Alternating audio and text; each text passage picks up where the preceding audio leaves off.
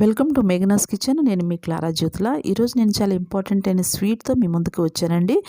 చూస్తున్నారు కదా, బొబ్బట్లు అలాగే పూర్ణాలు. బొబ్బట్లు కర్ణాటక స్పెషల్ అండి. పూర్ణాలు తెలుగు రాష్ట్రాలకి చాలా ఇష్టమైన స్వీటు. అన్ని ఫంక్షన్స్కి అన్ని ఫెస్టివల్స్కి చేసుకునేటువంటి స్వీటు. అందరి ఇళ్లలో ఇష్టంగా చేసుకుని తింటాము ఈ పూర్ణాలు. At the same time bobbattu కూడా కర్ణాటకలో చాలా ఫేమస్. అన్ని ఫంక్షన్స్కి అన్ని ఫెస్టివల్స్కి చేసుకుంటారు ఇక్కడ. మనం బొబ్బట్లు అంటాము, కానీ కర్ణాటకలో ఒబ్బట్లు అంటారు, అలాగే హోలిగా అని కూడా అంటారు. చాలా బాగుంటుందండి ఈ ఒబ్బట్టు. యాక్చువల్గా మనం పూర్ణాల స్టఫ్ని పచ్చిశనగ పప్పుతో చేసుకుంటాము. ఇక్కడ చిన్న ట్విస్ట్ ఏంటంటే, ఈ బొబ్బట్లు కర్ణాటకలో కందిపప్పుతో చేస్తారు. చాలా వెరైటీగా ఉంటుంది, టేస్ట్గా ఉంటుంది. ఇన్ కేస్ మనం పచ్చిశనగ పప్పుతో చేసుకుంటే అందరూ తినకపోవచ్చు. గ్యాస్ స్టవ్లో ఉన్నవాళ్ళు, అజిత్ చేసిన వాళ్ళు, కొంచెం పెద్దవాళ్ళు కూడా తినకపోవచ్చు. బట్ ఈ కందిపప్పుతో చేసుకుంటే ఎలాంటి ప్రాబ్లమ్స్ ఉన్న వాళ్ళు అయినా సరే ఇది టేస్ట్ చేయొచ్చు. చాలా చాలా ఫేమస్ ఇక్కడ. చాలా టేస్టీగా ఉంటుంది, వెరైటీగా కూడా ఉంటుందండి. ఈ బొబ్బట్టు ఎలా చేయాలో ఏంటో నేను మీకు నేర్పిస్తాను. ఆ ప్రాసెస్ అంతా మీరు కూడా ట్రై చేయండి. ట్రై చేసి నాకు చెప్పండి. అలాగే నేను ఈ బొబ్బట్టు చేయడం కోసం 1 కప్పు కందిపప్పు తీసుకున్నానండి. ఇది కందిపప్పు మాత్రమే, శనగపప్పు కాదు. నేను కందిపప్పుని కుక్కర్లో వేసుకుని పచ్చిశనగ పోయే వరకు వేయించేసేసుకుని, అలాగే నీళ్ళు అది పోసేసుకుని ఉడికించుకుని నేను పక్కన పెట్టుకున్నానండి. నేను ఆ ఉడికించేది నేను మీకు ఆ క్లిప్ ఏమి చూపించట్లేదు, వీడియో లెంత్ ఎక్కువైపోతుంది. సో నేను అది స్టఫ్ అంతా కలిపేటప్పుడు చూపిస్తాను.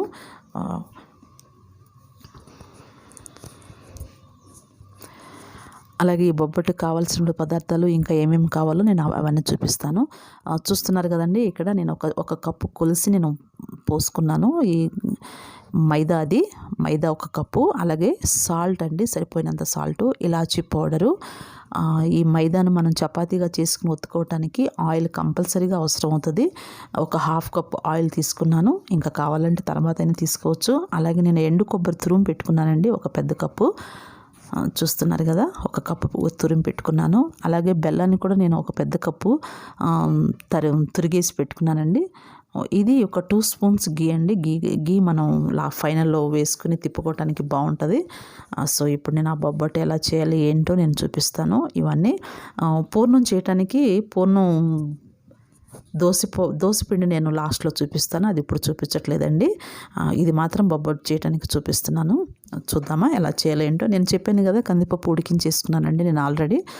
సో ఆ క్లిప్ చూపించట్లేదని. ఇప్పుడు ఇందులో నేను కొబ్బరి వేసుకుంటానండి. తురిమిన కొబ్బరి వేసేసుకున్నాను 1 కప్పు. చాలా టేస్టీగా ఉంటుంది ఎండు కొబ్బరి వేస్తే. అచ్చంగా ఈ కొబ్బరి తురుముతోనే ఇక్కడ బొబ్బట్టు చేస్తారండి. చాలా బాగుంటుంది కూడా. అలాగే నేను బెల్లం కూడా వేసేసుకున్నానండి. బెల్లం కూడా వేసుకుని బాగా తిప్పుకుంటున్నాను, అది కరిగే వరకు. కొంచెం బెల్లం వేసిన తర్వాత మెత్తబడిందండి, కొంచెం జోరుగానే ఉంది.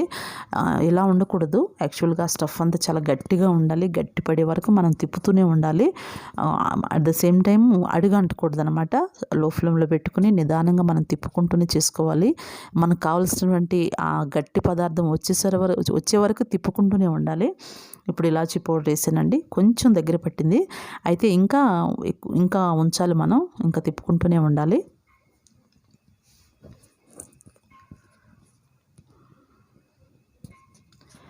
నెక్స్ట్ నేను గీ కూడా వేసానండి, 1/2 గీ వేసాను. తర్వాత ఇంకొంచెం వేసుకుని మళ్ళీ తిప్పుకున్నాను. నిదానంగా అట్లాగే తిప్పుకుంటూ ఉన్నాను గట్టిపడే వరకు. ఇంకా గట్టిపడాలండి.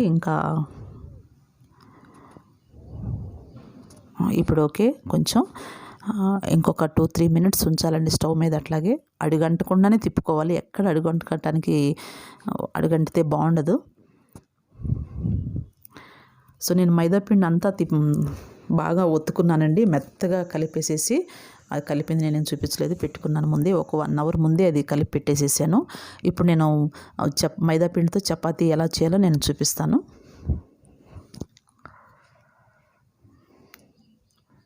ఒక ముద్ద తీసుకొని ఆయిల్ వేసుకుని ఒత్తుకుంటున్నానండి. ఇది ప్లాస్టిక్ కవరు. యాక్చువల్గా బనానా కవర్తో చేసుకుంటారు, లేదా చేసుకుంటే బాగుంటుంది. బట్ నాకు అది అవైలబుల్గా లేదు, అందుకోసమే ఈ ప్లాస్టిక్ కవర్తో చేస్తున్నాను.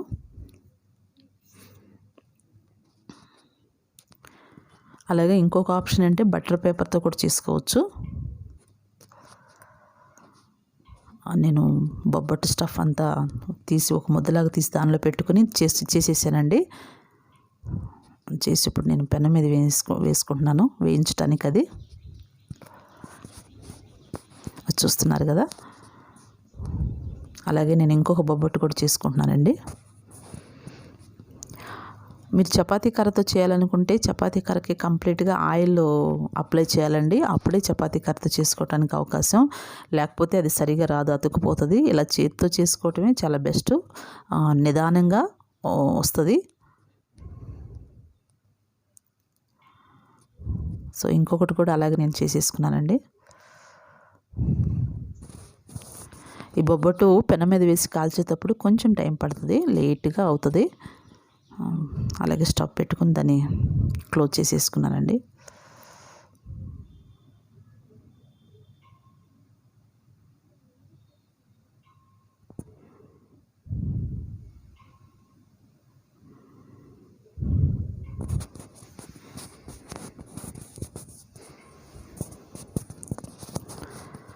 ఇది కూడా వేసేసుకుంటున్నానండి నేను పెనంలో.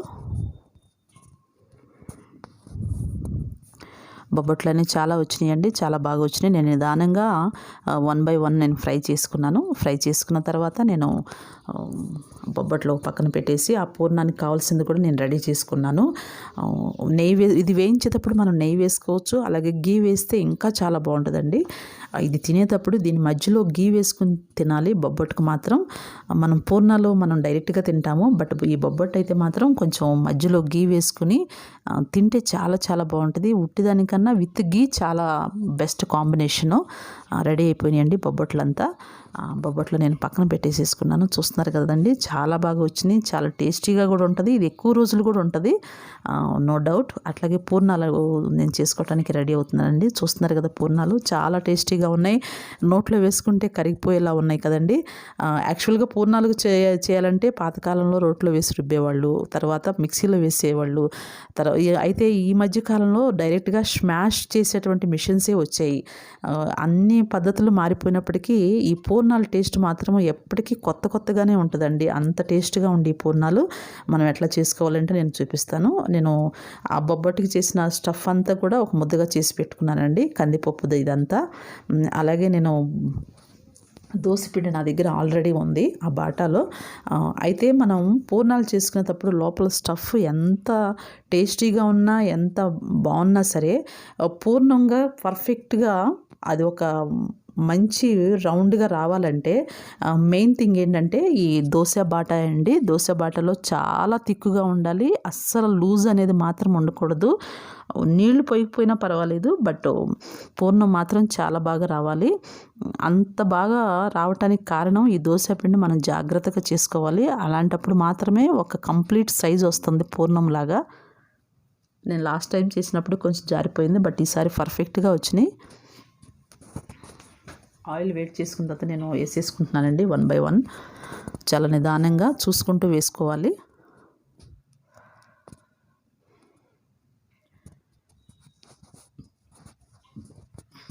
అలాగే ఈ పూర్ణాలు ఉడికించడానికి కూడా లో ఫ్లేమ్లోనే పెట్టుకోవాలి, మీడియంలో కాదు, హైలో కాదు.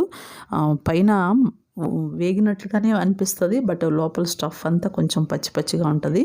లోపలది చుట్టూ ఉన్నటువంటి దోశ బాట కూడా బాగా వేడవాలంటే మనం లో ఫ్లేమ్లోనే పెట్టుకుని ఉడికించుకోవాలండి.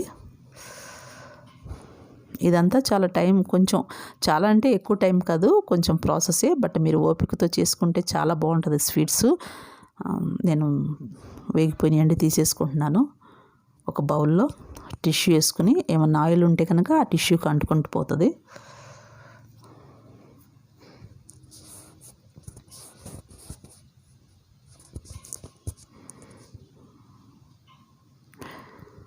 అలాగే నేను ఇంకా మిగిలి ఉన్న పిండితో కూడా నేను వేసేసానండి పూర్ణాలు.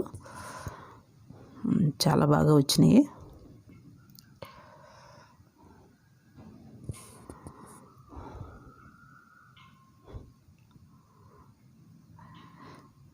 పూర్ణాలు చాలా ఇష్టపడతారండి, అందరికీ చాలా ఇష్టమైనటువంటి స్వీటు తెలుగు రాష్ట్రాల్లో. అది ఎప్పటికీ అది ఓల్డ్ అనేది కాదు, పూర్ణం చాలా బాగుంటుంది.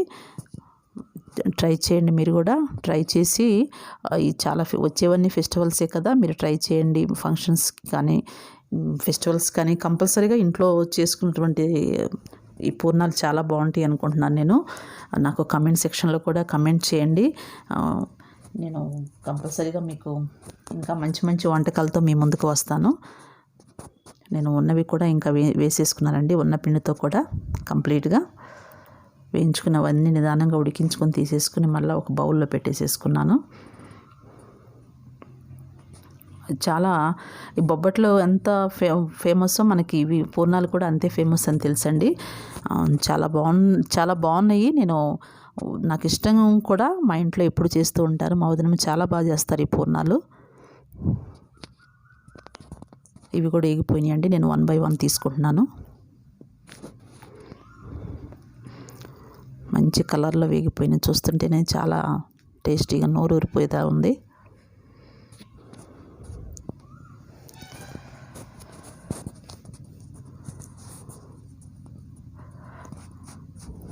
కంప్లీట్ అయిపోయింది. ఇంకా అవి వేగటం అంతా నేను ఆ నూనె అంతా పక్కన పెట్టేసుకున్నానండి. స్టవ్ కూడా ఆఫ్ చేసేసాను. ఒక బౌల్లో పెట్టుకున్నాను. చూడండి పూర్ణాలు ఎంత బాగున్నాయో, చాలా టేస్టీ అండి. ట్రై చేయండి మీరు. పిల్లలకు కూడా చాలా ఇష్టంగా తింటారు. పిల్లలనే కాదు పెద్దవాళ్ళకు కూడా చాలా హెల్దీ ఫుడ్ ఇది. యాక్చువల్గా కందిపప్పుతో చేసుకుంటున్నాము, శనగపప్పుతో కాదు. ఒక 1 week వరకు కూడా ఉంటుందండి. కందిపప్పు ఏం కాదు, కొబ్బరి, కందిపప్పు, ఇలాచీ పౌడరు, గీ అవన్నీ వేస్ట్ చేసుకున్నాం కాబట్టి చాలా బాగుంటుంది. అలాగే ఈ బొబ్బట్లు కూడా ఎక్కువ రోజులే ఉంటాయి. ఇవి తొందరగా పాడేవి కాదండి. మీరు ట్రై చేయండి. ఇళ్ళల్లో కూడా మీరు ట్రై చేసి నా కమెంట్ సెక్షన్లో కమెంట్ చేయండి. ఫస్ట్ టైం నా ఛానల్ చూస్తున్న వాళ్ళైతే సబ్స్క్రైబ్ చేసుకోండి, లైక్ చేయండి, షేర్ చేయండి. అలాగే మరిన్ని మంచి వంటకాలతో నేను ముందుకు వస్తాను.